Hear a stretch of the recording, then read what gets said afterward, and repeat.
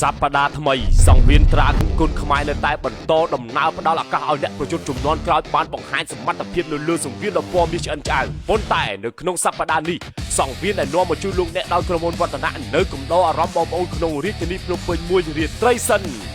បើកឆាដំបងផលលុយស៊ីសចៅតាត្រូវជួបជាមួយនឹងចော့លីឆេតរីគីម៉ាវីនត្រៀមតតាំងជាមួយនឹងរិទ្ធធីហ៊ុន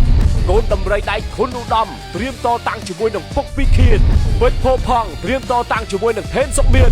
ពេជ្រសៃវ៉ាឡើងមកលើសង្វៀនត្រៀមស្វាគមន៍កីឡាករឆ្លងដែនពីម៉ូរ៉ាកូអូសាម៉ាដាតាស្ដេចតុកែធុនបាណាមកកាន់សង្វៀនត្រាកិនគុណខ្មែរជាលើកដំបូងត្រៀមតតាំងជាមួយនឹងតម្រៃឆ្លងដែនពីប្រទេសឡាវភេទចំប៉ាជួបគ្នានៅថ្ងៃសៅរ៍ទី17ខែមករាឆ្នាំ2026នៅក្នុងស្ទូឌីយោម៉ាស៊ីនត្រជាក់នៃអគ្គនាយកដ្ឋានទូរទស្សន៍ជាតិកម្ពុជាផ្សាយផ្ទាល់ចាប់ពីម៉ោង 5:30 នាទីល្ងាចតទៅនៅលើកញ្ចក់ទូរទស្សន៍ជាតិកម្ពុជា Page Facebook និង YouTube ផ្លូវការរបស់ទូរទស្សន៍ជាតិកម្ពុជា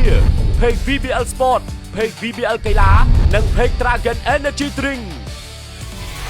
ភេសជ្ជៈបើកម្លាំង Dragon ថាមពលថ្មីចម្រាញ់ពី Jensen